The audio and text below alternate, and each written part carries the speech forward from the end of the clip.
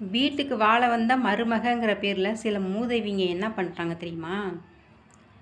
மாமனாரை வந்து கைக்குள்ளே போட்டு வச்சுக்கிட்டு மாமியாருக்கும் மாமனாருக்கும் சண்டையில் தொட்டுறாங்க. சண்டையில் தொட்டு மாமியாரை வந்து வீட்டை விட்டு துரத்தி விட்றாங்க. மாமியாரை வந்து வீட்டை விட்டு துரத்தும் போது பையன் வந்து அம்மாவுக்கு சப்போர்ட் பண்ணுறான்.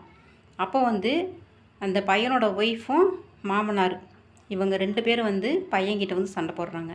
உங்கள் அம்மாவுக்கு நீ சப்போர்ட் பண்ணக்கூடாது, அவள் வீட்டில் இருக்கக்கூடாதுன்னு சொல்லி பையனை வந்து மிரட்டி அவனை வந்து ஒரு அடிமைத்தனம் பண்ணி அவனை வந்து மிரட்டி அவனை வந்து ஆஃப் பண்ணிடுறாங்க.